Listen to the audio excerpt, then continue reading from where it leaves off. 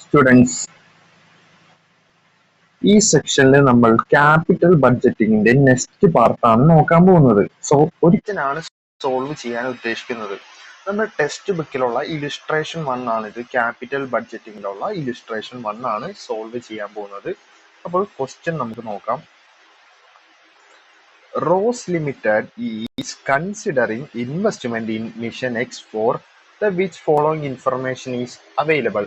Rose limited എന്ന് പറയുന്ന company mission എക്സിൽ ഇൻവെസ്റ്റ് ചെയ്യാമെന്ന് ഉദ്ദേശിക്കുന്നുണ്ട്. അതായത് മിഷൻ എക്സ് എന്ന് പറയുന്ന ഒരു മിഷൻ പർച്ചേസ് ചെയ്യാമെന്ന് ഉദ്ദേശിക്കുന്നുണ്ട്. ഓക്കെ, ഈ മിഷന്റെ കോസ്റ്റ് വരുന്നത് 29 ലക്ഷമാണ്. ഇത് മേടിച്ചാൽ മാത്രം മതി, ഇത് പർച്ചേസ് ചെയ്താൽ മാത്രം പോരാലോ. നമ്മുടെ ഫാക്ടറിയിൽ എന്ത് ചെയ്യണം? ഈ മിഷനറി എന്ത് ചെയ്യണം? ഇൻസ്റ്റാളേഷൻ ചെയ്യണം. 29 ലക്ഷം രൂപയുടെ മിഷനറി ആണ്. അപ്പോൾ അതിന്റെ ഇൻസ്റ്റാളേഷൻ എക്സ്പെൻസ് ആയിട്ട് 1 ലക്ഷം രൂപ വരുന്നുണ്ട്.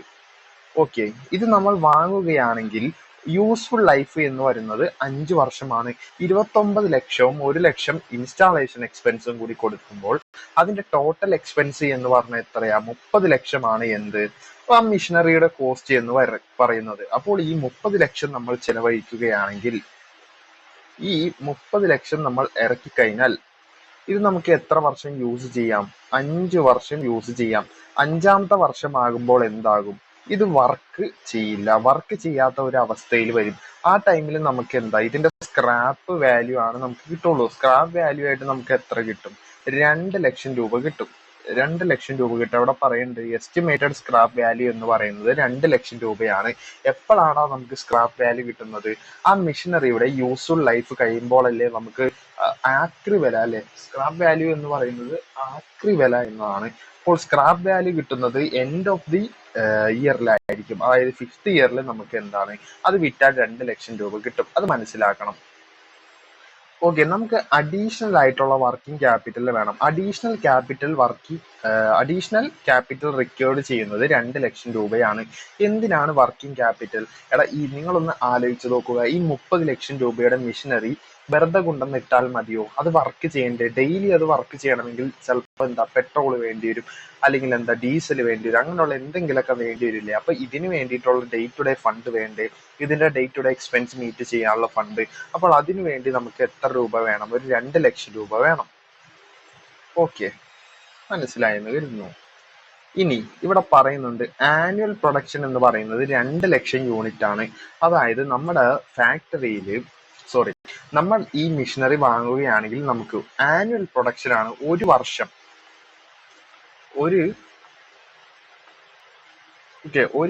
നമുക്ക് എത്ര യൂണിറ്റ്സ് പ്രൊഡ്യൂസ് ചെയ്യാം? 2 ലക്ഷം യൂണിറ്റ്സ് പ്രൊഡ്യൂസ് ചെയ്യാം. ഇപ്പോൾ ഇതൊരു ഫോൺ ഉണ്ടാക്കുന്ന ഒരു മിഷനറി ആണെന്ന് കരുതുക. എനിക്ക് എന്ത് ചെയ്യാം? ഒരു വർഷം 2 ലക്ഷം ഫോണുകൾ പ്രൊഡ്യൂസ് ചെയ്യാൻ സാധിക്കും. അങ്ങനെ 5 വർഷം എനിക്ക് ഇതിൽ വെച്ച് പ്രൊഡ്യൂസ് ചെയ്തുകൂടെ? കാരണം 5 വർഷം ഇത് വർക്ക് ചെയ്യും. ഓക്കെ, ഇനി ഇവിടെ വേറൊരു കാര്യം കൂടി പറയുന്നുണ്ട്, which is increased by 20,000 unit in each of the subsequent year. Very important point. അപ്പോൾ ക്വസ്റ്റ്യൻ എന്ത് ചെയ്യണം? വളരെ സൂക്ഷ്മതയോടെ വേണം വായിക്കാൻ. അപ്പോൾ ഇവിടെ പറയുന്നുണ്ട് ഓരോ സബ്സിക്വന്റ് ഇയറിലും 20,000 യൂണിറ്റ് വെച്ചിട്ട് പ്രൊഡക്ഷൻ കൂടുന്നുണ്ട്, അല്ലെ? അപ്പോൾ ഫസ്റ്റ് ഇയറിൽ നമ്മൾ എന്ത് ചെയ്യുന്നു? 2 ലക്ഷം യൂണിറ്റ് ഉണ്ടാക്കുന്നു. അപ്പോൾ സെക്കൻഡ് ഇയർ ആകുമ്പോൾ 20,000 കൂടില്ലേ? സെക്കൻഡ് ഇയറിൽ എത്ര വരും? അപ്പൊ ഫസ്റ്റ് ഇയറിൽ 2 ലക്ഷം അല്ലേ ഉണ്ടാക്കുന്നു. അപ്പൊ സെക്കൻഡ് ഇയറിൽ എത്ര ഉണ്ടാകും? 2,20,000 യൂണിറ്റ്സ് ഉണ്ടാകും. അപ്പൊ തേർഡ് ഇയറിൽ 20,000 യൂണിറ്റ്സ് എക്സ്ട്രാ ഉണ്ടാകും. അപ്പൊ 2,20,000 ഓൾറെഡി ഉണ്ടാക്കുന്നില്ലേ? സോ 2,40,000 യൂണിറ്റ്സ് ഉണ്ടാകും. അങ്ങനെ ഓരോ സബ്സിക്വന്റ് ഇയർ ആകുമ്പോഴും 20,000 വെച്ചിട്ട് ഇൻക്രീസ് ചെയ്യും. അതാണ് മനസ്സിലാക്കേണ്ടത്. ഇനി ഇവിടെ പറയുന്നുണ്ട് സെല്ലിംഗ് പ്രൈസ് തന്നിട്ടുണ്ട്. നമ്മൾ പറഞ്ഞു ഒരു വർഷം 2 ലക്ഷം യൂണിറ്റ് ഉണ്ടാകും, ഓരോ വർഷവും 20,000 വെച്ച് കൂടും എന്നൊക്കെ പറഞ്ഞു. ഇതിൽ നമ്മൾ ഇത്ര യൂണിറ്റ്സ് ഉണ്ടാക്കുന്നു പറഞ്ഞു. ഈ ഒരു യൂണിറ്റ് വിൽക്കുമ്പോൾ ഈ 2 ലക്ഷം യൂണിറ്റ് മൊത്തം യൂണിറ്റ് അല്ലേ? ഇതിൽ ഒരു യൂണിറ്റ് വിൽക്കുമ്പോൾ നമുക്ക് 17 രൂപയാണ് ഇതിന്റെ സെയിൽ വാല്യൂ ആയിട്ട് കിട്ടുന്നത്. വേരിയബിൾ കോസ്റ്റ് ഉണ്ട്. ഒരു യൂണിറ്റിന് ആ വേരിയബിൾ കോസ്റ്റ് ആയിട്ട് വരുന്നത് 11 രൂപയാണ് വേരിയബിൾ കോസ്റ്റ് എന്ന് പറയുന്നത്. അത് എന്താണ് എന്നൊക്കെ കഴിഞ്ഞ സെക്ഷനിൽ പറഞ്ഞു. ഓക്കെ, വേരിയബിൾ കോസ്റ്റ് എന്താണ്? ഓരോ യൂണിറ്റിനനുസരിച്ച് കോസ്റ്റ് വേരി ചെയ്യും. അതുപോലെ ഫിക്സഡ് കോസ്റ്റ് ഉണ്ട്. ഫിക്സഡ് കോസ്റ്റ് 4 ലക്ഷം ആണ് ഒരു വർഷം വരുന്നത്. ഓക്കെ, വേരിയബിൾ കോസ്റ്റ് എന്താണ്? ഒരു യൂണിറ്റിന് വരുന്നതാണ് തന്നത്. ഫിക്സഡ് കോസ്റ്റ് എന്താണ്? പെർ ആനം ആണ്. ഒരു വർഷം 4 ലക്ഷം രൂപയാണ്. ടാക്സ് റേറ്റ് 30% തന്നിട്ടുണ്ട്. ടാക്സ് റേറ്റ് എത്രയാണ്? 30%. ഡിപ്രിസിയേഷൻ തന്നിട്ട് എത്രയാ? 20% ആണ്. ഇവിടെ നോക്കണം ഏത് മെത്തേഡാണ്. WDV മെത്തേഡാണ്, അതായത് ബ്രിട്ടൻ ഡൗൺ വാല്യൂ മെത്തേഡാണ്. അക്കൗണ്ട്സിൽ പഠിച്ചിട്ടുണ്ടാകും. സ്ട്രെയിറ്റ് ലൈൻ മെത്തേഡ് എന്ന് പറഞ്ഞാൽ എന്താ? എല്ലാ വർഷവും ഫിക്സഡ് ആയിട്ട് ഒരു ഡിപ്രിസിയേഷൻ കുറച്ചു പോവുകയാണ്. എന്നാൽ റിട്ടേൺ ഡൗൺ വാല്യൂ എന്ന് പറയുന്നത് ക്ലോസിംഗ് ബാലൻസിന്റെ മേളിലാണ് വീണ്ടും എന്താ ഡിപ്രിസിയേഷൻ ചാർജ് ചെയ്യുന്നത്. ഓക്കെ, ക്വസ്റ്റ്യൻ ചെയ്യുമ്പോൾ മനസ്സിലാകും. ഇനി നമ്മുടെ അടുത്ത് എന്താണ് ഇവിടെ കാൽക്കുലേറ്റ് ചെയ്യാൻ പറഞ്ഞിരിക്കുന്നത്? Initial cash outflow. അതായത് നമ്മൾ ഒരു ബിസിനസ് ഫസ്റ്റ് ടൈം ഇൻവെസ്റ്റ് ചെയ്യുമ്പോൾ ബിസിനസ്സിൽ നമ്മൾ എന്ത് ചെയ്യുന്നു? ഫസ്റ്റ് ടൈം ഇൻവെസ്റ്റ് ചെയ്യുമ്പോൾ എത്ര രൂപ നമുക്ക് ഇനീഷ്യൽ ആയിട്ട് പോകും, അത് ഫസ്റ്റ് നമ്മൾ കണ്ടുപിടിക്കണം. അതുപോലെ നമ്മുടെ അടുത്ത് പറയുന്നത് annual and terminal cash inflow. Annual cash ഫ്ലോയും അതുപോലെ ടെർമിനൽ ക്യാഷ് ഇൻഫ്ലോയുമാണ്. ആനുവൽ ക്യാഷ് ഫ്ലോ എന്ന് പറഞ്ഞാൽ നമുക്ക് ഒരു വർഷം എത്രയാണ് നമുക്ക് വരുന്നത്, എത്ര ക്യാഷ് ഫ്ലോ വരുന്നുണ്ട്. അതുപോലെ ടെർമിനൽ ക്യാഷ് ഇൻഫ്ലോ എന്ന് പറഞ്ഞാൽ എന്താ? ആ ബിസിനസ് ക്ലോസ് ചെയ്യാൻ നേരത്തെ നമുക്ക് കിട്ടുന്ന ക്യാഷ് ഇൻഫ്ലോ ആണ്. അപ്പോൾ ഈ കേസിൽ എന്താ? ബിസിനസിന് പകരം മിഷനറി ആണ്. സോ ഈ മിഷനറിയുടെ ക്ലോസിംഗ് ടൈം എപ്പോഴാണ്? 5 വർഷം കഴിഞ്ഞിട്ടാണ്. അപ്പോഴല്ലേ ഇത് ടെർമിനൽ ആവുന്നത്, അതായത് ഇത് ക്ലോസ് ചെയ്യുന്നത് മിഷനറി. അതിന്റെ യൂസ്ഫുൾ ലൈഫ് കഴിഞ്ഞാൽ പിന്നെ അത് പ്രവർത്തിക്കാൻ സാധിക്കില്ല. അപ്പോൾ ഇനീഷ്യൽ ക്യാഷ് ഔട്ട്ഫ്ലോ എന്താ? മിഷനറി പർച്ചേസ് ചെയ്യാനുള്ള എക്സ്പെൻസുകൾ. ഓക്കെ, അപ്പോൾ നമ്മൾ ഇവിടെ നോക്കേണ്ട കാര്യം, ഈ 30 ലക്ഷം രൂപ ഇറക്കുകയാണെങ്കിൽ നമുക്ക് എത്ര രൂപ ഏണിങ്സ് ആയിട്ട് നമുക്ക് ഓരോ വർഷവും കിട്ടും? അതല്ലേ ആനുവൽ ക്യാഷ് ഇൻഫ്ലോ എന്ന് പറയുന്നത്. എത്ര രൂപ നമുക്ക് ഇൻഫ്ലോ ആയിട്ട് കിട്ടും? ഈ 30 ലക്ഷം രൂപ വെറുതെ നമ്മൾ ഇറക്കിയാൽ മതിയോ? നമുക്ക് അതിന് റിട്ടേൺ കിട്ടണ്ടേ? ഓക്കെ, അപ്പോൾ ഈ 3 കാര്യങ്ങളാണ് നമുക്ക് കണ്ടുപിടിക്കാനുള്ളത്. സോ ആദ്യം നമുക്ക് എന്ത് ചെയ്യാം? ക്യാഷ് ഇൻഫ്ലോ നമുക്ക് ഫൈൻഡ് ചെയ്യാം.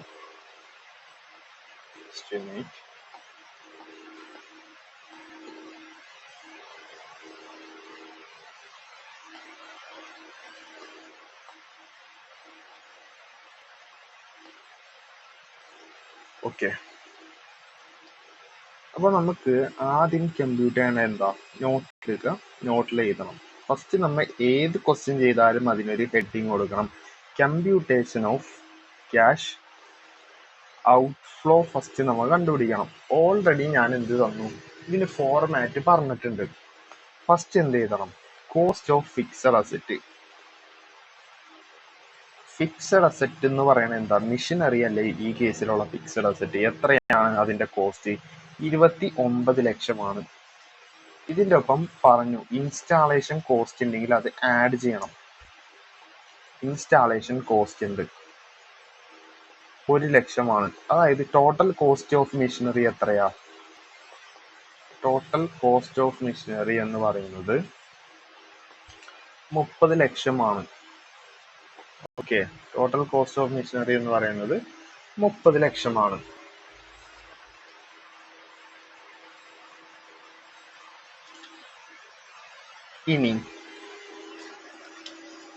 ഇനി നമുക്ക് ഈ മെഷീനറി യൂസ് ചെയ്യണമെങ്കിൽ നമുക്ക് എന്ത് വേണം? വർക്കിംഗ് ക്യാപിറ്റൽ വേണം. എന്നാലല്ലേ ഇതിന്റെ ഡേ ടു ഡേ എക്സ്പെൻസ് ഒക്കെ നമുക്ക് നോക്കാൻ പറ്റുള്ളൂ. അപ്പൊ വർക്കിംഗ് ക്യാപിറ്റൽ റിലീസ്ഡ് എന്ന് പറഞ്ഞിട്ടല്ലേ നമ്മുടെ ഫോർമാറ്റ്. അത് തന്നെ നമുക്ക് യൂസ് ചെയ്യാം. ഈ കേസിൽ എത്രയാ വർക്കിംഗ് ക്യാപിറ്റൽ പറഞ്ഞത്? ഓൾറെഡി മാർക്ക് ചെയ്തതാണ്. എന്നാലും നോക്കാം. അഡീഷണൽ വർക്കിംഗ് ക്യാപിറ്റൽ റിക്വയർഡ് ചെയ്യുന്നത് 2 ലക്ഷമാണ്. ഓക്കെ, അപ്പൊ 32 ലക്ഷമാണ് നമുക്ക് ടോട്ടൽ ആയിട്ട് വരുന്ന എന്ത്? Cash outflow. ഔട്ട്ഫ്ലോ ഷോർട്ടായിട്ട് എഴുതിയിരിക്കുന്നതാണ്. അപ്പോൾ ഇത് തന്നെയല്ലേ ഇവിടെ എഴുതിയിരിക്കുന്നത്? നമുക്ക് ജസ്റ്റ് ഒന്ന് ചെക്ക് ഔട്ട് ചെയ്യാം.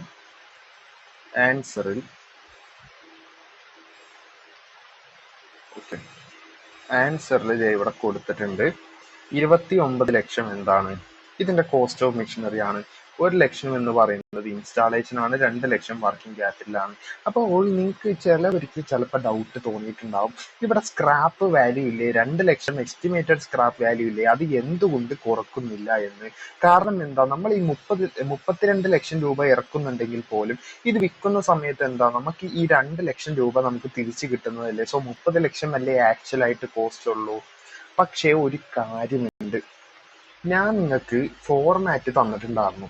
എനിക്ക് തോന്നുന്നു ഞാനത് മാർക്ക് ചെയ്യാൻ വിട്ടുപോയിട്ടുണ്ടെന്ന് തോന്നുന്നു. അതുകൊണ്ടാണ് ഞാൻ പ്രത്യേകം എടുത്ത് പറഞ്ഞത്. സോ നിങ്ങൾക്ക് സ്ക്രാപ്പ് വാല്യൂ ഇങ്ങനെ ഉണ്ടെങ്കിൽ കുറക്കാൻ സാധിക്കും, അത് ഞാൻ ഓൾറെഡി പറഞ്ഞു.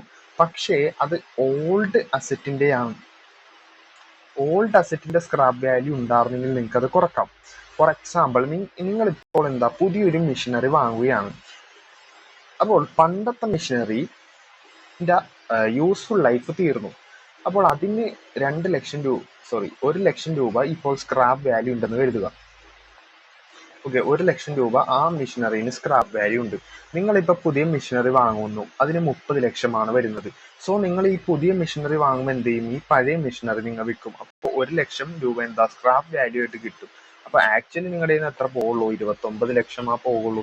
പക്ഷെ ഈ കേസിൽ ഓൾഡ് മെഷീനറിനെ പറ്റി പറഞ്ഞിട്ടില്ല. ഇപ്പൊ വാങ്ങാൻ പോകുന്ന മെഷീനറിന് 5ാമത്തെ വർഷമാകുമ്പോൾ സ്ക്രാപ്പ് വാല്യൂ കിട്ടും എന്നാണ് പറഞ്ഞിരുന്നത്. സോ അത് എന്ത് ചെയ്യണ്ട, ഇവിടെ കൺസിഡർ ചെയ്യണ്ട. ഓക്കെ, അതായത് ഈ കേസിൽ ഓൾഡ് അസറ്റിനെ പറ്റിയൊന്നും പറയുന്നില്ല. ഓൾഡ് അസറ്റ് എന്തെങ്കിലും ഉണ്ടായിരുന്നെങ്കിൽ നിങ്ങൾക്ക് ഇതിൽ നിന്ന് കുറക്കാൻ സാധിക്കുമായിരുന്നു. അപ്പോൾ ഇതിന് മുമ്പത്തെ പാർട്ട് കേട്ടവരാണെങ്കിൽ നിങ്ങൾ ജസ്റ്റ് ഒന്ന് ചെക്കൗട്ട് ചെയ്യുക നോട്ട്ബുക്കിൽ. Scrap value of old asset ഞാൻ എന്ത് ചെയ്തിട്ടുണ്ട്, തന്നിട്ടുണ്ടോ എന്ന് നോക്കുക. ഇനീഷ്യൽ ഔട്ട്ലേ, അതായത് ക്യാഷ് ഔട്ട്ഫ്ലോയുടെ ആ ഫോർമാറ്റിൽ തന്നോ ഇല്ലയോ എന്ന് നോക്കുക. ഇനി സ്ക്രാപ്പ് വാല്യൂ എന്തായാലും തന്നിട്ടുണ്ടാവും, അതിൻ്റെ ഒപ്പം എന്ത് ചെയ്യുക, ഓൾഡ് അസറ്റ് എന്ന് കൂടി കാണിക്കുക. അല്ലാണ്ട് സ്ക്രാപ്പ് വാല്യൂ ഇപ്പൊ ക്വസ്റ്റ്യനിൽ ഉണ്ട് എന്ന് പറഞ്ഞാൽ അത് കുറക്കരുത്. അതെന്താ, ഇപ്പൊ വാങ്ങാൻ പോകുന്ന മെഷീനറിയുടെ 5ാമത്തെ വർഷത്തെ സ്ക്രാപ്പ് വാല്യൂ ആണ്, അത് കുറക്കരുത്.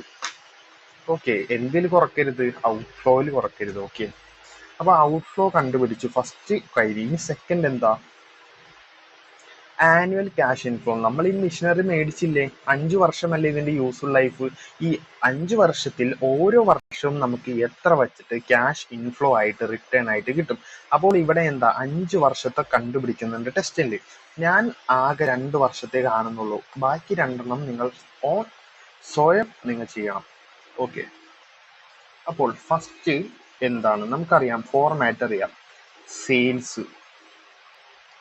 സെയിൽസ് എന്ന് പറയുന്നത് എങ്ങനെ കിട്ടും, ഫസ്റ്റ് ഇയറിൽ എത്ര യൂണിറ്റ്സ് പ്രൊഡ്യൂസ് ചെയ്യുന്നുണ്ട്, 2 ലക്ഷം യൂണിറ്റുകൾ, 2 ലക്ഷം ഐറ്റംസ് ആണ് നമ്മൾ പ്രൊഡ്യൂസ് ചെയ്യുന്നത്.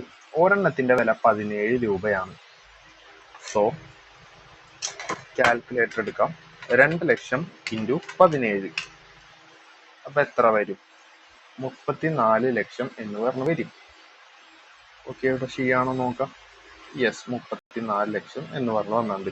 ഇനി ഇയർ 2-ലാകുമ്പോൾ 2 ലക്ഷമാണോ നമ്മൾ പ്രൊഡ്യൂസ് ചെയ്യുന്നത്, അല്ല, 20,000 കൂടും, 2 ലക്ഷം പ്ലസ് 20,000 ആകും. അപ്പൊ 2,20,000 യൂണിറ്റ്സ് ആണ് ഇയർ 2-ൽ പ്രൊഡ്യൂസ് ചെയ്യുന്നത്. ഒരു യൂണിറ്റിന്റെ സെല്ലിംഗ് പ്രൈസ് എന്ന് പറയുന്നത് 10,000 ആണ്. അപ്പൊ 2,20,000 ഇൻറ്റു 17 എന്ന് പറയുന്നത് എത്രയാണ്, 37,40,000 ആണ്. യെസ്, ഇനി നമുക്കറിയാം, ഇതിൽ നിന്ന് നമ്മൾ എന്ത് കുറക്കണം, കോസ്റ്റ് ഓഫ് ഗുഡ്സ് സോൾഡും ആൻഡ് ഓപ്പറേറ്റിംഗ് എക്സ്പെൻസുകൾ കുറക്കണം. സോ ഈ കേസിൽ നമുക്ക് directly cost of goods sold എന്ന് പറഞ്ഞൊന്നും തന്നിട്ടില്ലല്ലോ, വേരിയബിൾ കോസ്റ്റ് ആണ്. എന്ന് വെച്ചാൽ ഓപ്പറേറ്റിംഗ് എക്സ്പെൻസ് അല്ലേ. അപ്പോൾ വേരിയബിൾ കോസ്റ്റ് നമുക്ക് കുറക്കാം.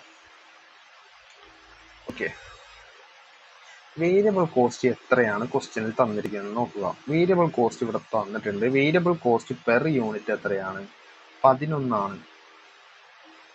സോ ഇവിടെ നമുക്ക് ഓൾറെഡി അറിയാം എത്രയാ, 2 ലക്ഷം യൂണിറ്റ്സാ ഉള്ളത്. അപ്പൊ 2 ലക്ഷം ഇൻറ്റു 11 ചെയ്യേണ്ടത്, ഓരോ യൂണിറ്റിനും 11 രൂപ വെച്ചിട്ട്, അങ്ങനെ 2 ലക്ഷം യൂണിറ്റിന് 22 ലക്ഷമാണ് വരുന്നത്. ഓക്കെ, ഇനി ഇവിടെ എങ്ങനെയാ, ഇവിടെ 2,20,000 യൂണിറ്റ്സ് ഉണ്ട്. സോ 2,20,000 യൂണിറ്റ്സ് ഇൻറ്റു 11 എത്രയാ, 24,20,000 എന്ന് പറഞ്ഞു വരും.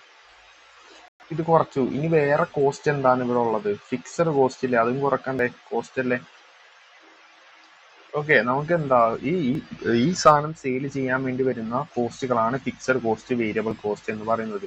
ഫിക്സഡ് കോസ്റ്റ് നമുക്ക് ഡയറക്ട്ലി പെർ ആനമാണ് തന്നേക്കുന്നത്, ഒരു വർഷത്തെ ഡയറക്ട്ലി തന്നേക്കുന്നത്. സോ നമുക്ക് ഡയറക്ട്ലി എടുത്ത് 4 ലക്ഷം. 4 ലക്ഷം. ഫിക്സഡ് കോസ്റ്റ് എല്ലാ വർഷവും സെയിം തന്നെയായിരിക്കും. ഓക്കെ, ഫിക്സഡ് കോസ്റ്റ് കുറച്ചു. ഇനി നമ്മൾ പറഞ്ഞു cost of goods sold and operating expense including depreciation കൂടി കുറക്കണം. വെരി ഇമ്പോർട്ടൻറ്റ് പോയിന്റ്, മറന്നു പോരുത്.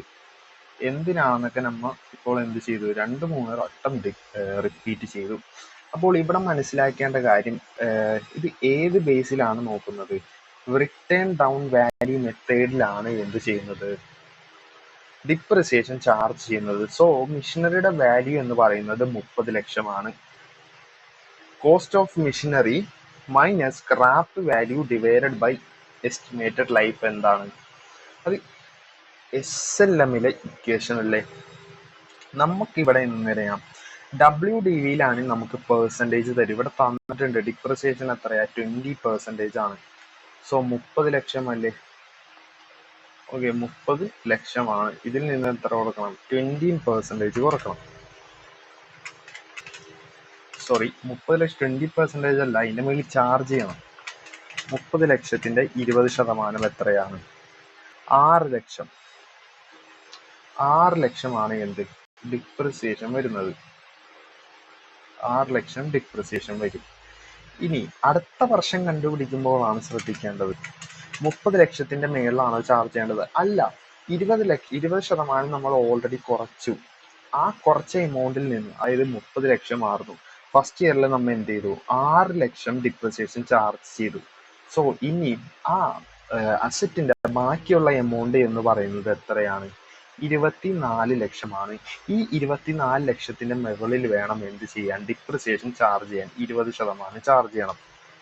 അപ്പോൾ 24 ലക്ഷത്തിന്റെ 20% 4,80,000 നമുക്ക് നോക്കാം ശരിയാണോ എന്ന്. Yes, correct. ഓക്കെ, അപ്പോൾ നമുക്കറിയാം ഫോർമാറ്റ് പ്രകാരം എന്താണ്, ഇത്രയും കാര്യം കുറക്കുമ്പോൾ നമുക്ക് കിട്ടും PBT ഓർ EBT കിട്ടും. അതിന്റെ അർത്ഥം എന്താ, പ്രോഫിറ്റ് ബിഫോർ ടാക്സ് കിട്ടും. സോ എത്രയാണ് സെയിൽസ് എന്ന് പറയുന്നത്?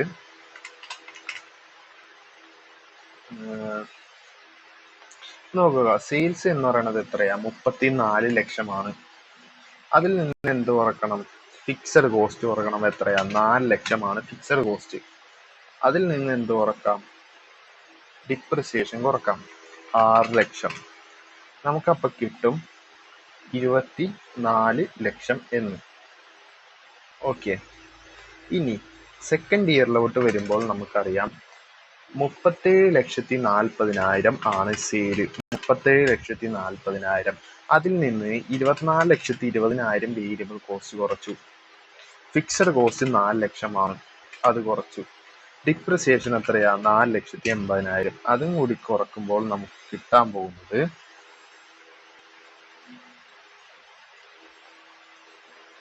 4,40,000 എന്നാണ്. ആൻസർ ശരിയാണോ നോക്കാം. പ്രോഫിറ്റ് ബിഫോർ ടാക്സ്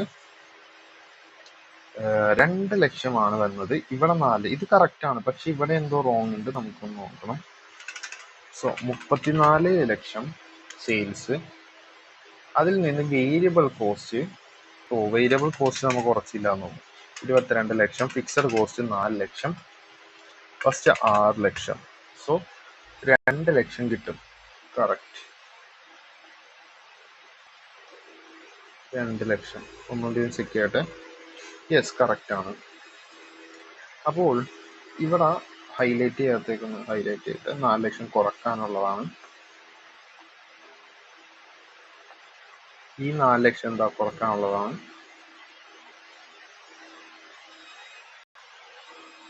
അതുപോലെ ഈ ഫിക്സഡ് കോസ്റ്റ് കുറക്കാനുള്ളതാണ്. സോറി, ഡിപ്രിസിയേഷൻ കുറക്കാനുള്ളതാണ്. അപ്പൊ സെയിൽസിൽ നിന്ന് variable cost, fixed cost, depreciation കുറച്ചപ്പോൾ പ്രോഫിറ്റ് ബിഫോർ ടാക്സ് കിട്ടി. പ്രോഫിറ്റ് ആണ്, പക്ഷെ എന്താ, ടാക്സിന് മുമ്പാണ്. അതിന്റെ അർത്ഥം എന്താ, ടാക്സ് ലെസ് ചെയ്യണം അല്ലെ. ടാക്സ് കുറച്ചപ്പോൾ ടാക്സിൽ നിന്ന് കുറക്കാം. ടാക്സ് നമുക്ക് ക്വസ്റ്റ്യനിൽ പറയുന്നുണ്ടല്ലോ, ടാക്സ് എത്ര ശതമാനമാണ്. ഓക്കെ, ടാക്സ് എന്ന് പറയുന്നത് 30% പറയുന്നുണ്ട്. സോ ആ 30% ചാർജ് ചെയ്യണം. ടാക്സ് ആയിട്ട് 13% ഇവിടെ കാണിക്കാം. സോ പ്രോഫിറ്റിന്റെ മേളിലാണ് ഡിപ്രിസിയേഷൻ ചാർജ് ചെയ്യുന്നത്. 2 ലക്ഷത്തിന്റെ 30% 60,000 4,40,000 30% 1,32,000 എന്ന് പറഞ്ഞു വരും. സോ സ്ഥലം തികയുന്നില്ല. ഇനി പറ, പ്രോഫിറ്റ് ബിഫോർ ടാക്സിൽ നിന്ന് ടാക്സ് കുറച്ചില്ലേ? അപ്പോൾ ഇനി എന്ത് പ്രോഫിറ്റ് ആണ് കിട്ടുന്നത്? ടാക്സ് കുറച്ചല്ലോ. സോ പ്രോഫിറ്റ് ടാക്സ് കുറച്ചതിന് ശേഷമല്ലേ, അപ്പോൾ ആഫ്റ്റർ ടാക്സ്, ടാക്സിന് ശേഷമുള്ള പ്രോഫിറ്റ് 2,00,000 നിന്ന് 60,000 കുറച്ച് കഴിഞ്ഞാൽ 1,40,000 എന്ന് കിട്ടും. ആൻസർ കറക്റ്റ് ആണോ? Yes, correct. ഇനി 4,40,000 നിന്നും 1,32,000 കുറച്ച് കഴിഞ്ഞാൽ 3,08,000 എന്ന് കിട്ടും. Yes, correct. ഓക്കെ, നമ്മൾ ഇനി ഒരു കാര്യം ചെയ്യാൻ മറന്നോ? എന്താണ്? ഫോർമാറ്റ് പ്രകാരം എന്താ, ഡിപ്രിസിയേഷൻ നമ്മൾ ഓൾറെഡി ഡിഡക്ട് ചെയ്ത്. അത് എന്തിനാണ്? ടാക്സ് സേവ് ചെയ്യാൻ വേണ്ടിയിട്ടാണ് അല്ലേ? സോ ഇനി എന്ത് ചെയ്യണം? ആ ഡിപ്രിസിയേഷൻ തിരിച്ച് ആഡ് ബാക്ക് ചെയ്യണം. എത്രയാണ് കുറച്ചത്? 6 ലക്ഷവും ഇവിടെ 6 ലക്ഷം, ഇവിടെ 4,80,000. ഇത് ആഡ് ചെയ്യുമ്പോൾ നമുക്ക് എന്ത് കിട്ടും? ക്യാഷ് ഫ്ലോ ആഫ്റ്റർ ടാക്സ് കിട്ടും, അഥവാ ക്യാഷ് ഫ്ലോ കിട്ടും, അഥവാ നെറ്റ് ആനുവൽ ക്യാഷ് ഫ്ലോ കിട്ടും. ഓക്കെ, ഈ പേരിലൊക്കെ അല്ലേ ഇത് അറിയപ്പെടുന്നത്. സോ 7,40,000 ഫസ്റ്റ് ഇയറിലെ ക്യാഷ് ഫ്ലോ കിട്ടും. 3,08,000 പ്ലസ് 4,80,000 7,88,000 സെക്കൻഡ് ഇയറിലും കിട്ടും. നമുക്ക് നോക്കാം. 7,40,000 ആനുവൽ ക്യാഷ് ഇൻഫ്ലോ എന്ന് പറഞ്ഞിട്ടാണ് ഇവിടെ എഴുതിയത്. അതിൻ്റെ ഒപ്പം സെക്കൻഡ് ഇയർ 7,88,000 കിട്ടും. സോ നമ്മുടെ ആൻസർ കംപ്ലീറ്റഡ് ആയിട്ടുണ്ട്. അപ്പോൾ ഇയർ 1ലെയും ഇയർ 2ലെയും ചെയ്യും. 3, 4, 5 എന്താണ്? ഹോംവർക്കാണ്. ഇതിന്റെ ആൻസർ എന്ത് ചെയ്യണം? നിങ്ങൾ കിട്ടിയത് കമന്റ് ചെയ്യണം. ഓക്കെ, അപ്പോൾ ഇവിടെ ശ്രദ്ധിക്കേണ്ട കാര്യം, നമുക്കറിയാം ഇവിടെ ക്വസ്റ്റ്യനിൽ പറയുന്നുണ്ട് ഓരോ വർഷവും എന്താണ് 20,000 വെച്ച് കൂടുന്നുണ്ട്. 2 ലക്ഷം ഉള്ളത് 2,20,000 മാറി. ഇതിന്റെ ഒപ്പം വീണ്ടും അടുത്ത വർഷം 20,000 കൂടും. സോ 40,000 കൂടും. ഇതിനൊപ്പം വീണ്ടും 20,000 കൂടി 60,000 കൂടും. ഇതിനൊപ്പം വീണ്ടും 20,000 കൂടിയാ 2,80,000 ആവും. ഇത് ശ്രദ്ധിച്ചാൽ മതി. ബാക്കിയെല്ലാം സെയിം രീതിയിലാണ്. ഓക്കെ, നമ്മുടെ ക്വസ്റ്റ്യൻ കഴിഞ്ഞിട്ടില്ല. ഒരെണ്ണം കൂടി ഉണ്ട്. എന്താണ്? 1 minute. Computation of terminal cash inflow. നമ്മുടെ അടുത്ത് എന്ത് പറയുന്നുണ്ട്? ആനുവൽ ക്യാഷ് ഫ്ലോയും പറയുന്നുണ്ട്, ടെർമിനൽ ക്യാഷ് ഇൻഫ്ലോയും പറയുന്നുണ്ട്. ഓക്കെ, അപ്പോൾ ഫസ്റ്റത്തെ വീഡിയോയിൽ ഞാൻ ഇതിന്റെ ഫോർമാറ്റ് പറഞ്ഞിട്ടുണ്ട് എന്നാണ് എനിക്ക് തോന്നുന്നത്. അതിൽ ഒരു കാര്യം വിട്ടിട്ടുണ്ട്. ഞാൻ പറഞ്ഞിട്ടുണ്ടെങ്കിൽ ഇങ്ങനെയായിരിക്കും പറഞ്ഞത്: സ്ക്രാപ്പ് വാല്യൂടൊപ്പം വർക്കിംഗ് ക്യാപിറ്റൽ റിലീസ്ഡ് ആഡ് ചെയ്യുകയും അതുപോലെ എനി അഡീഷണൽ ആയിട്ട് കോസ്റ്റിന്റെ ലെസ് ചെയ്യുകയുമാണ്. പക്ഷെ ഈ സ്ക്രാപ്പ് വാല്യൂ നമ്മൾ ആഡ് ചെയ്യുന്നതിന് മുമ്പ് നമ്മൾ ഇവിടെ എത്ര ഇയർ ഉണ്ട് അതൊക്കെ കണ്ടുപിടിക്കണം കേട്ടോ. ഇവിടെ ഞാനിപ്പോൾ ഇയർ 1ന്റെയും ഇയർ 2ടെയും മാത്രമാണ് ചെയ്യുന്നത്. ഇവിടെ പർട്ടിക്കുലേഴ്സ് എന്നും പറഞ്ഞു കൊടുക്കാം. നമ്മൾ ആദ്യം ചെയ്യേണ്ട കാര്യം ക്യാഷ് ഇൻഫ്ലോ എത്രയാണ്, ആ ക്യാഷ് ഇൻഫ്ലോ അതെടുത്ത് എഴുതണം. ഓക്കെ, അപ്പോൾ ഫസ്റ്റ് ഇയറിൽ നമുക്ക് 7,40,000 കിട്ടുന്നുണ്ട്.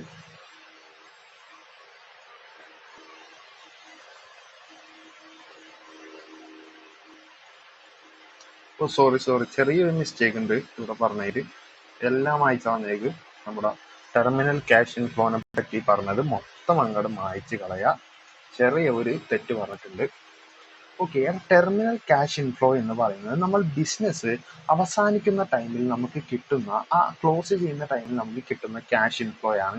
അപ്പോൾ ഈ മിഷന്റെ കേസിൽ എന്താണ്, നമ്മൾ എപ്പോഴായിരിക്കും ഇത് അവസാനിപ്പിക്കുന്നത്? 5ാമത്തെ വർഷമായിരിക്കും. കാരണം എന്താണ്, ഇതിന്റെ യൂസ്ഫുൾ ലൈഫ് എന്ന് പറയുന്നത് 5 വർഷമാണ്. ഇതിന് ശേഷം നമുക്ക് എന്ത് ചെയ്യാൻ സാധിക്കില്ല? ഈ മിഷനറി പ്രവർത്തിക്കില്ല. ശരിയല്ലേ? ഇത് പ്രവർത്തിക്കാൻ സാധിക്കില്ലല്ലോ.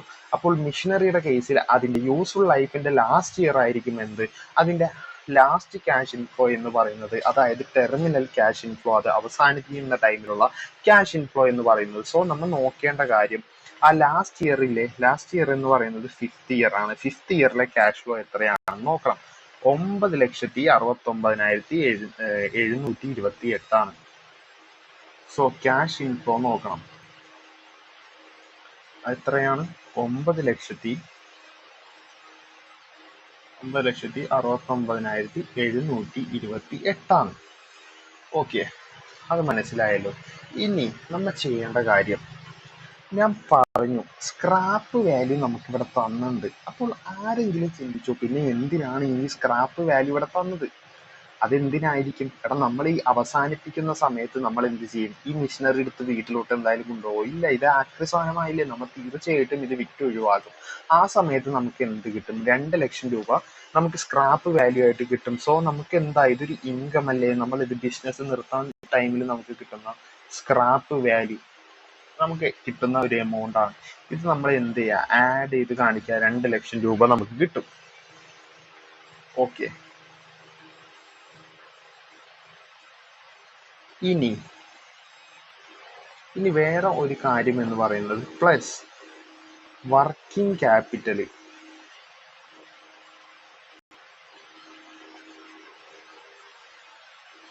Working capital released. എടാ, നമ്മൾ എന്ത് ചെയ്യുന്നുണ്ട്? 2 ലക്ഷം രൂപ എന്തിനു വേണ്ടി മാറ്റി വെക്കുന്നുണ്ട്? ഈ ബിസിനസ്സിൽ ഈ മിഷനറി റണ്ണ് ചെയ്യാൻ വേണ്ടി മാറ്റുന്നുണ്ട്. സോ ഈ മിഷനറി ഇനി തുടങ്ങി എന്താ വർക്കാകുന്നില്ല, അത് യൂസ്ഫുൾ ലൈഫ് കഴിഞ്ഞു, ഇനി തുടങ്ങി ആ 2 ലക്ഷം രൂപയുടെ ആവശ്യമില്ല. അപ്പൊ നമുക്ക് എന്ത് ചെയ്യാം? ഈ ബിസിനസ് ക്ലോസ് ചെയ്യുന്ന സമയത്ത്, ടെർമിനേറ്റ് ചെയ്യുന്ന സമയത്ത് നമുക്ക് അത് തിരിച്ചെടുക്കാം. സോ ആ 2 ലക്ഷം രൂപ നമ്മുടെ ഇൻഫ്ലോ, നമുക്ക് കിട്ടുന്ന ക്യാഷ് ആയിട്ട് തിരിച്ച് ആഡ് ചെയ്യാം.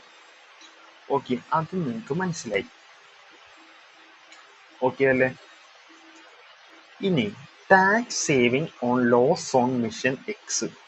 ഇനി അടുത്തതായിട്ട് ഈ ക്വസ്റ്റ്യനിൽ ഒരു സംഭവം ഉണ്ട്. Tax saving on loss on sale of machine X. എടാ, ഞാൻ പറഞ്ഞു, എന്ത് പറഞ്ഞു?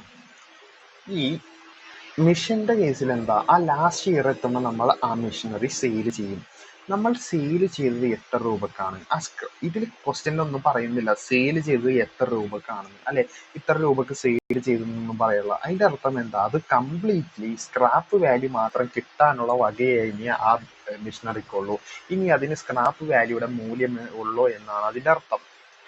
സോ നമ്മുടെ സെയിൽ വാല്യൂ എത്രയാണ്? അപ്പോൾ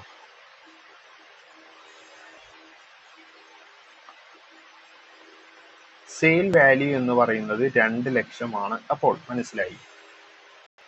ഓക്കെ, സെയിൽ വാല്യൂ കിട്ടി. നമ്മൾ ഇനി മനസ്സിലാക്കേണ്ടത് ഇതിന്റെ ബുക്ക് വാല്യൂ എത്രയാണ് എന്നാണ്. നമുക്കറിയാം, ഇതിങ്ങനെ ഡിപ്രിസിയേറ്റ് ചെയ്തിട്ട് നമുക്ക് ഇത്ര ബുക്ക് വാല്യൂ വന്നു. അതിന്റെ മുകളിൽ വിറ്റാൽ നമുക്ക് പ്രോഫിറ്റും, അതിന്റെ താഴെ വിറ്റാൽ എന്താ, നമുക്ക് ലോസുമാണ്. അപ്പൊ മനസ്സിലാക്കി തരാം. ഓക്കെ, അപ്പൊ എങ്ങനെ ബുക്ക് വാല്യൂ കണ്ടുപിടിക്കാം എന്നാണ് ഇനിയുള്ള ചോദ്യം. എടാ, അത് സിമ്പിൾ ആണ്, കാണിച്ചു തരാം കേട്ടോ. അപ്പോൾ നമുക്ക് ഓൾറെഡി നമുക്കറിയണം ഒരു കാര്യം എന്ന് പറയുന്നത്, ഫസ്റ്റ് ഇയറിലെ ഡിപ്രിസിയേഷൻ എത്രയാണ് നമുക്കറിയാം.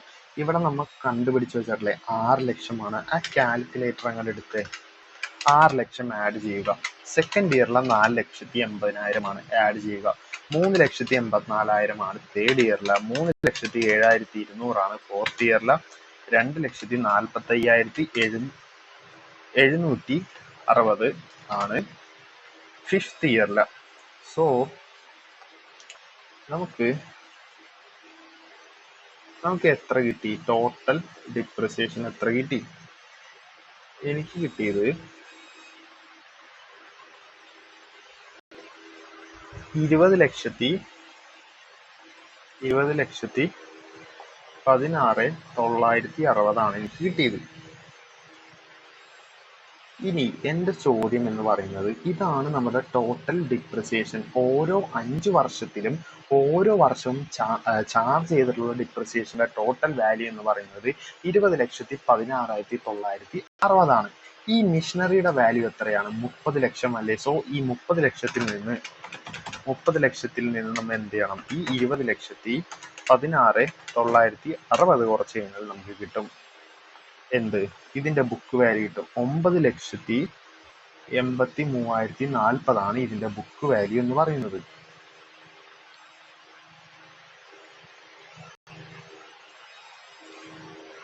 ഓക്കെ, കണ്ട ഇവിടെ കൊടുക്കാണ്ട് 9,30,040 അപ്പൊ നോക്കിയേ, 9,83,040 രൂപയുള്ള സാധനം ആക്ച്വലി എന്താണ്? 9,83,040 അതിന് വാല്യൂ ഉണ്ട്, പക്ഷെ നമ്മൾ അത് വിൽക്കുന്ന സ്ക്രാപ്പ് വാല്യൂ എത്രയാണ്? 2 ലക്ഷമാണ്. അതിന്റെ അർത്ഥം എന്താ? 7 ലക്ഷത്തി, ഇതും രണ്ടും മൈനസ് ചെയ്യണം. 7,83,040 എന്ന് പറയുന്നത് ലോസ് ഓൺ സെയിലാണ്. എടാ, നിങ്ങളൊന്ന് ആലോചിച്ച് നോക്കിയേ, 9,83,040 രൂപ വിലയുള്ള ബുക്ക് വാല്യൂ ഉള്ള സാധനം 2 ലക്ഷം രൂപക്ക് വിറ്റാൽ എന്താണ്? അത് ലോസ് ഓൺ സെയിലാണ്. എത്ര രൂപയാണ് ആ നഷ്ടം? 7,83,040 രൂപയാണ്. ഇനി അപ്പോൾ ഇത് എങ്ങനെയാണ് ഞാൻ കണ്ടുപിടിച്ചത്? ഇതിന്റെ ബുക്ക് വാല്യൂ ഞാൻ ടോട്ടൽ ഡിപ്രിസിയേഷൻ എടുത്തു. ഈ കേസിൽ നമ്മൾ ഓൾറെഡി കണ്ടുപിടിച്ചില്ല ഡിപ്രിസിയേഷൻ, അത് മൊത്തം ആഡ് ചെയ്തു. ഓക്കെ, എന്നിട്ട് എന്ത് ചെയ്തു? ആ ഡിപ്രിസിയേഷന്റെ കോസ്റ്റിൽ നിന്ന് ലെസ് ചെയ്തു. ഇതെങ്ങനെയാണ് ഡിപ്രിസിയേഷൻ കണ്ടുപിടിച്ചതെന്ന് കഴിഞ്ഞ വട്ടം ഞാൻ പറഞ്ഞല്ലോ, ആ ചെറിയ കാൽക്കുലേഷൻ. ഇതുപോലെ തന്നെയാണ് എല്ലാ വർഷവും കണ്ടുപിടിച്ചേക്കണത്. ഓക്കെ, അപ്പോൾ അത് മനസ്സിലായി. നമ്മുടെ വിഷയം അതല്ല. ടാക്സ് സേവിങ് എങ്ങനെയാണ് വന്നിരിക്കുന്നത്? Tax savings on loss on sale of machine X ആണ് നമ്മുടെ വിഷയം. ഓക്കെ, നമുക്ക് ഈ ലോസ് ഓൺ ഈ മെഷീനറിയുടെ നഷ്ടം കാരണം നമുക്ക് എങ്ങനെ ടാക്സ് സേവ് ചെയ്തു? എടാ, നിങ്ങളൊന്ന് ആലോചിച്ച് നോക്കുക. ഈ ക്വസ്റ്റ്യൻ ഞാനിപ്പോൾ തിരിക്കാൻ പോകുന്നു. ബുക്ക് വാല്യൂ എന്ന് പറയുന്നത്, ഇതൊരു എക്സാമ്പിൾ ആണ്. ഓക്കെ, ബുക്ക് വാല്യൂ എന്ന് പറയുന്നത് 1 ലക്ഷമാണെന്ന് കരുതുക. നിങ്ങൾ സെയിൽ ചെയ്തത്, സെയിൽ വാല്യൂ 2 ലക്ഷം രൂപക്കാണ്. അതെന്താ? 1 ലക്ഷം രൂപയുടെ സാധനം നിങ്ങൾ 2 ലക്ഷം രൂപക്ക് വിറ്റാൽ അതിന്റെ അർത്ഥം എന്താണ്? 1 ലക്ഷം രൂപ എന്ന് പറയുന്നത് എന്താ? പ്രോഫിറ്റ് അല്ലേ? പ്രോഫിറ്റ്, ലാഭമായതുകൊണ്ട് സ്വാഭാവികമായിട്ട് നിങ്ങൾ എന്ത് കൊടുക്കണം? ടാക്സ് കൊടുക്കേണ്ടി വരില്ലേ? ടാക്സ് ഒരു 30% കരുതുക. അപ്പോൾ 1 ലക്ഷത്തിന്റെ 30% എത്രയാ? 30,000 രൂപ നിങ്ങൾ ടാക്സ് കൊടുക്കണം. ഇതെന്താ? നിങ്ങൾക്കൊരു കോസ്റ്റ് അല്ലേ? ഈ കോസ്റ്റ് വരാനുള്ള കാരണം എന്താ? നിങ്ങൾക്ക് ലാഭം വന്നു. പക്ഷെ ഈ കേസിൽ നിങ്ങൾ നോക്കുക, നിങ്ങൾക്ക് നഷ്ടമാണ് വന്നത്. സോ നിങ്ങൾ എന്ത് ചെയ്യേണ്ട ആവശ്യമില്ല? ടാക്സ് കൊടുക്കേണ്ട ആവശ്യമില്ല. സോ ഈ ലോസ് ഓൺ സെയിൽ വന്നത് കാരണം നിങ്ങൾക്ക് എന്ത് വന്നു? നിങ്ങൾക്ക് എന്ത് സംഭവിച്ചു? ടാക്സ് സേവ് ചെയ്യാൻ സംഭവിച്ചു. ഇതൊരു FM കോൺസെപ്റ്റ് ആണ്. ഈ ചാപ്റ്ററിൽ ഇത് അറിയണം. സോ ഈ ലോസിന്റെ മേളിൽ ഈ 30% ഒന്ന് ചാർജ് ചെയ്ത്, അതായത് 7,83,040 ഇൻറ്റു 30% ചെയ്യുക. അപ്പൊ കിട്ടും 2,34,912 ആണ് നിങ്ങൾ സേവ് ചെയ്ത ടാക്സ്.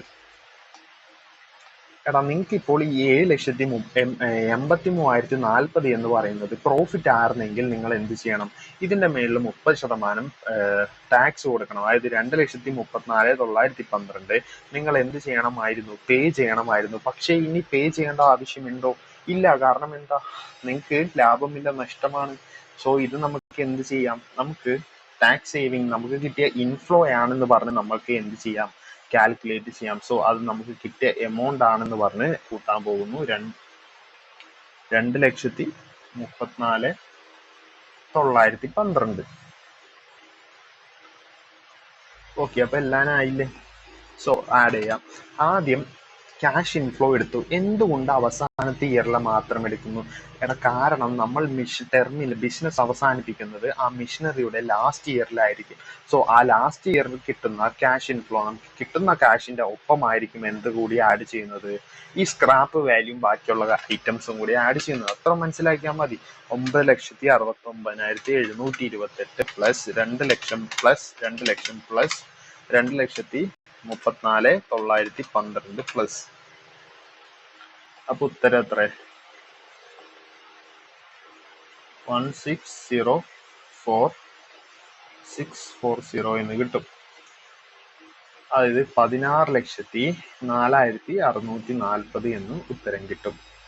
നോക്കിയേ, ഇത് തന്നെയല്ലേ ഇവിടെ തന്നിരിക്കുന്നത്. സോ ആൻസർ സിംപ്ലിഫൈഡ് ചെയ്തിട്ടുണ്ട്. ഓക്കെ, ഇതൊക്കെ നിങ്ങൾ എന്ത് ചെയ്യണം? വർക്കിംഗ് നോട്ടായിട്ട് കാണിക്കാട്ടോ.